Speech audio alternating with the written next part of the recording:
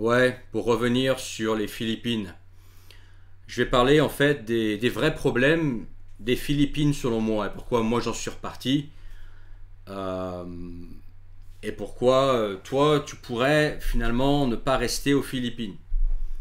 Alors, il y a une partie qui est très personnelle, ok? C'est plus une histoire de goût, ok? Puis il y a une autre partie qui, je pense, touchera tout le monde, peu importe tes goûts. Voilà, première chose, c'est que il y fait extrêmement chaud. Et plus ça va, en fait, moins je supporte la chaleur. Alors, c'est marrant pour un mois, 2 mois, 3 mois, mais toute l'année, je veux plus ça en fait. Voilà, moi je préfère un climat tempéré, voire froid. Ok. Bon, ça c'est très personnel, et je pense que la plupart des gens qui veulent se casser de France, au contraire, eux ce qu'ils veulent c'est le chaud. Le fait d'avoir fait du business dans l'expatriation pendant des années, ça m'a aussi appris que c'était un très très français de toujours chercher un endroit où il fait pas trop froid ou de préférence où il fait chaud. Voilà, les Français aiment le chaud. Donc ça c'est mon avis, c'est un gros inconvénient des Philippines. Tu me diras ouais mais ça on le sait déjà, oui mais par exemple la première fois que je suis allé aux Philippines c'était en 2011. Bah au contraire ce que je voulais c'était les tropiques, mon rêve c'était vivre aux tropiques, de plus jamais repartir et j'ai adoré à l'époque. Sauf que j'ai changé à ce niveau-là, mon corps a peut-être changé, mes goûts ont changé. Autre truc qui fait vraiment chier aux Philippines, c'est la bouffe. Alors, tu as quelques restaurants sympas, notamment à Manille. Je connais, enfin j'ai connu, parce que je ne sais plus tous les noms de tout, des très bons restaurants chinois de qualité, restaurants coréens également, le shabu shabu, tu sais, coréen. Tu as quelques restaurants japonais qui tiennent la route. C'est pas les meilleurs que j'ai fait en Asie. Je pense qu'ils sont meilleurs en Thaïlande et au Japon, bien évidemment, où j'ai été aussi. Mais c'est pas mal. Et sinon, à part ça, franchement, la bouffe des Philippines, c'est pas bon. Hein. C'est malsain. Deux, c'est pas bon au goût. C'est sucré, salé, gras. C'est vraiment la pire des bouffes en Asie du Sud-Est, je pense. Ok. Alors tu vas me dire, oui, mais tu peux cuisiner à la maison. Eh ben, devine quoi, ma femme, elle cuisine.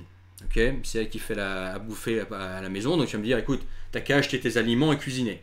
Et c'est possible. Mais les aliments que tu trouves dans les supermarchés, j'ai trouvé qu'ils étaient de, je dirais pas mauvaise qualité, mais très moyenne qualité en général, ok. Et deux, c'est cher. Faire les courses aux Philippines me revient aussi cher que faire les courses en France. Period. Ok. Voilà. Donc si tu cuisines à la maison, en fait, c'est comme si tu cuisinais en France. Au niveau des aliments, c'est pareil. C'est le même tarif, ok. Donc ça faut le savoir.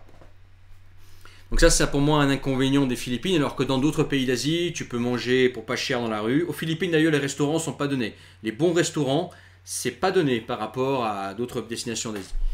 Euh, donc par rapport à tous les autres pays d'Asie, je pense qu'au niveau bouffe, les Philippines c'est le pire. Pas que le goût, mais aussi le côté malsain et le côté prix. Rapport qualité-prix, t'as mieux ailleurs, je pense.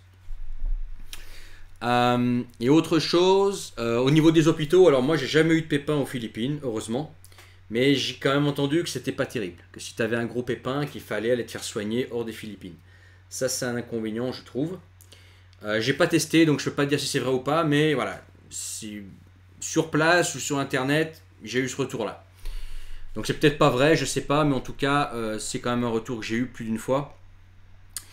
Et puis autre chose, c'est qu'aux Philippines, tu seras toujours un étranger, tu seras toujours un cano. Alors cano à l'origine c'est pour les Américains, mais ils nous appellent cano tous. Euh, Tu seras jamais un couilla. Couilla c'est un peu grand frère, quoi, tu vois. Non, tu seras un cano. Euh, et ça, bon, c'est bien, voilà, quand tu es en vacances, tu t'en fous, tu es un étranger, tout le monde sait que tu es étranger, tu n'en as rien à cirer, voilà. Mais au bout d'un moment, si tu veux te poser, avoir une famille sur place, etc., et vouloir être assimilable au pays, bah ça pour moi c'est quelque chose, un inconvénient supplémentaire. Alors moi je suis pas du genre de personne qui y tient absolument, mais ça quand même ça pèse dans la balance, tu vois. Pouvoir être local, moi je pense que ça pèse dans la balance quand même. Aux Philippines c'est pas possible si tu es européen. Tu seras accepté si tu te comportes bien, mais tu seras toujours un étranger et traité comme un étranger. Et il faut que tu fasses gaffe, tout ce qui est arnaque, tout ça. Tu vois, c'est des trucs dont il faut tenir compte. Donc ça, pour moi, c'est un inconvénient aussi. Donc, en fait, je vois pas en fait comment je peux me projeter dans le futur pendant longtemps aux Philippines. Je pourrais me projeter, toi, j'aurais pu rester aux Philippines pour 1 an, 2 ans, 3 ans, mais je peux pas me projeter à 10, 20 ans là-bas. Avec une femme, moi, j'ai pas de femme philippine, tu vois, donc c'est pas pareil. Ma femme est asiatique et être asiatique aux Philippines, non philippin, c'est pas un cadeau. Et ceux les petits là, qui aiment bien parler de racisme, etc., et ben sache que le racisme entre asiatiques dans ce pays asiatique est plus élevé qu'envers les blancs. C'est-à-dire qu'un Philippin, il va être plus sympa avec un blanc qu'avec un Chinois, un Japonais, un Coréen, un Thaïlandais, un autre Asiatique. Ok.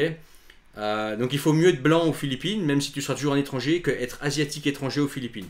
Ça, sache-le. Ok. Donc ça, c'est pareil, c'est de la friction supplémentaire. Et puis ensuite, sur place, voilà, tes enfants, ils grandissent aux Philippines, bordel. Tu vois, voilà, c'est pas la panacée au niveau éducation, au niveau de la langue, ça va donner quoi? C'est pas l'idéal, l'infrastructure, je sais pas. Les écoles, alors apparemment, il y a des écoles américaines, mais ça douille à mort.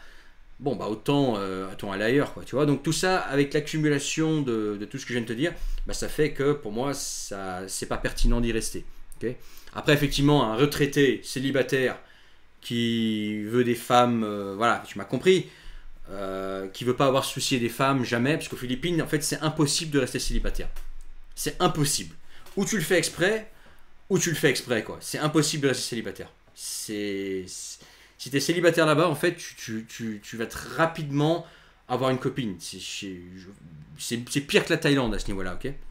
Donc voilà, pour un retraité seul, il va aux Philippines, voilà, il a ce qu'il veut, quoi, tu vois. Pareil pour un digital nomade, un entrepreneur sur Internet, célibataire, un peu jeune, qui veut s'amuser aux Philippines, il a tout ce qu'il veut. Mais après, arriver à un certain âge, et si toi, tu veux te projeter sur le long terme, je pense que les Philippines, en fait, c'est une voie sans issue. Voilà ce que je voulais ajouter sur les Philippines, et voilà, tu as un peu les raisons pourquoi moi je suis reparti. Après, moi j'aime bien les Philippines, j'aime bien ce pays. En général, d'ailleurs les paysages, je trouve que les paysages, je te parle pas de tout ce qui est culture, temple, etc. Mais au niveau paysage, c'est le plus beau pays d'Asie du Sud-Est. Les plus belles plages, les plus beaux, les paysages typiquement paradisiaques, tropicaux, les plus beaux, ils sont aux Philippines, ils ne sont pas en Thaïlande ou en Indonésie. Pourtant en Indonésie, je suis allé dans les coins un peu reculés. C'est les Philippines. Les Philippines, il y a vraiment des endroits à couper le souffle. Tu vas sur Palawan, tu vas sur Malapascua. Pareil, Bohol, c'est sympa de voir les trucs. Sur Cebu aussi. Cebu, c'est pas que la ville. J'ai fait Mindanao, j'ai fait Negros, j'ai fait toutes ces îles. Je me souviens plus parce que c'était il y a bientôt 15 ans. Mais je les ai fait en moto, etc., en backpacker, en mode aventurier. Et il y a vraiment des endroits, c'est les plus beaux paysages paradisiaques, enfin les plus beaux paysages tropicaux que j'ai vus dans ma vie. Ok. Bon, je te laisse là-dessus. Et puis, tu sais, comme d'habitude, hein, tu mets le paquet, le pouce, le subscribe, comment on dit ça en français, je sais plus. L'abonnement. Tu partages, tu mets ton commentaire en bas, tu regardes dans la description le lien. Si tu veux booker un coaching avec moi, tu peux encore le faire. Je sais pas pour combien de temps je vais le faire. Et puis ciao, salut.